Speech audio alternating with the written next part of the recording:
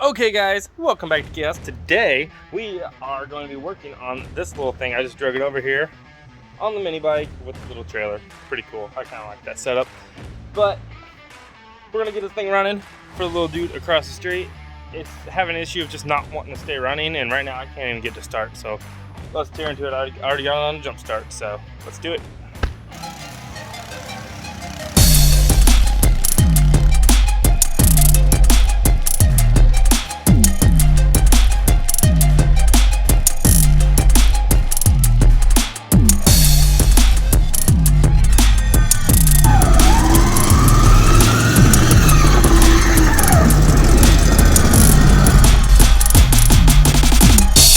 Okay, so this is a Fox Kayo?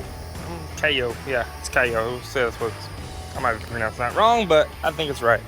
So the issue is just not wanting to start. So, I mean, it won't kick over. So let's see, it is kicking. I messed that up. So it is kicking over, but it's just not wanting to fire. So,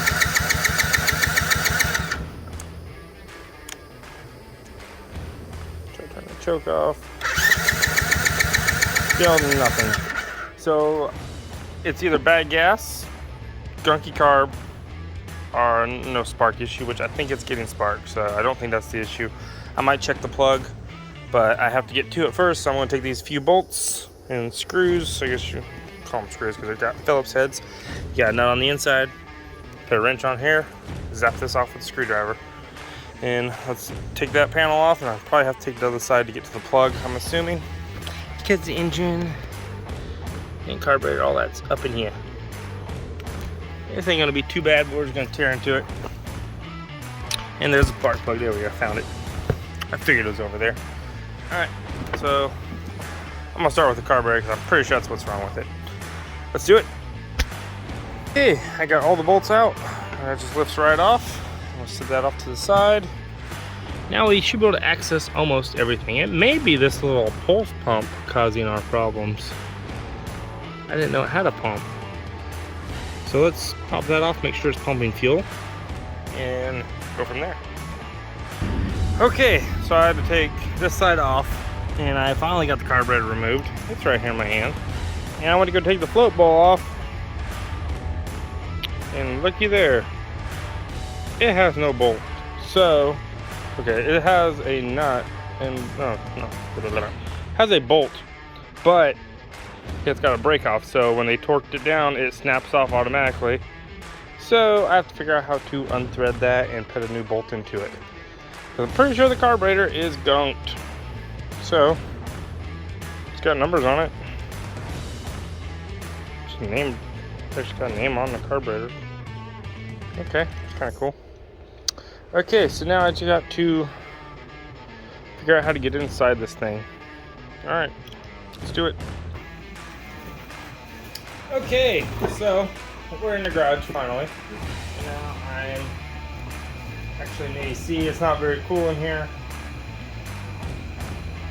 because the AC I just turned back on. It's cooling down. It's going to get down to about 65 degrees in about an hour-ish. So the only thing I can think of, curved pliers. So I'm gonna grab this right here. It's got a little bit, almost like a washer area. I'm gonna grab it and twist it with a pair of pliers. It broke this side loose. This one's a little bit thinner, so it might be more difficult. So let's give it a try. Seems to be working, I think. Yeah, it's turning. Good. Okay, so that's good news. So I'm able to twist these now. So twist it by hand now. Ah, yeah, boy, that's coming loose. All right. So that's a challenge right there. So once you can get past that, has nothing to fight. That's so stupid. So you can't tamper with it, but. Thing ain't got no warranty on it, so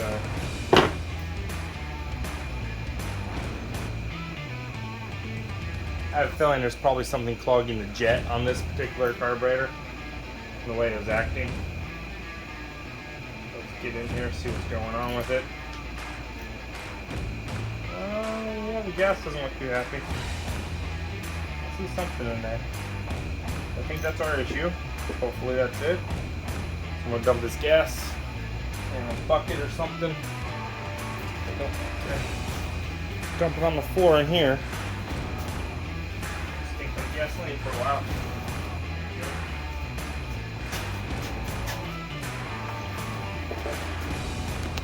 Alright, so one of the things that y'all should pay attention to if you're cleaning a carb, make sure you get this O-ring away from your carb cleaner. You do not want to get carb cleaner on it. It'll swell it up. Same with the needle valve. Sometimes they have rubber O-rings on them. This one does not, luckily, so this one's good. We'll sit that one off to the side. There's also a little O-ring right here. We're going to pop that out. Actually, you know what? We're not spraying up here, so we're good. So we're going to go ahead and break this loose. Get this jet removed. Pretty sure the jet's what's clogged. And it doesn't hurt to clean it out. Pretty sure that's our issue. I'm gonna go ahead and hit this with some carb cleaner.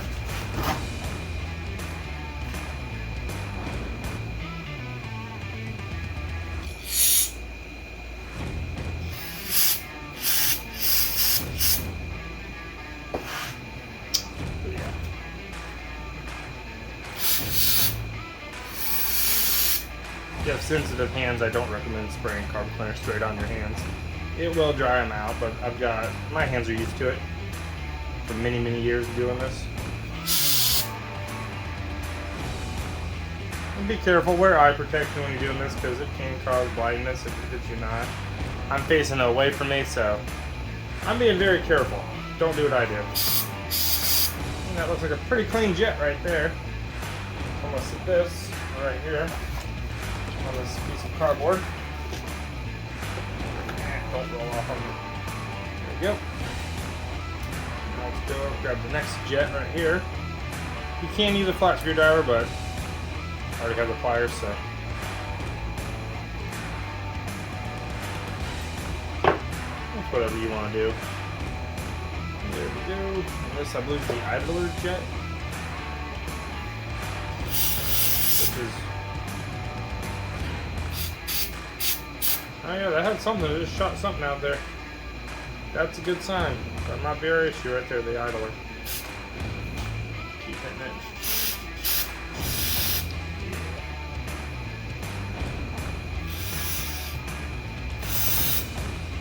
Get that right there, boom. And then, of course, you want to spray in here to get rid of all the gunk. Spray all up in there.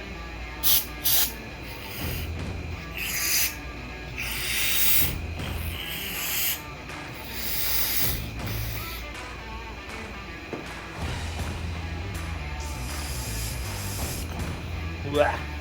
Gasoline does not taste good. Alright. Now that is to clean the carburetor. Alright. Now we're going to start reassemble.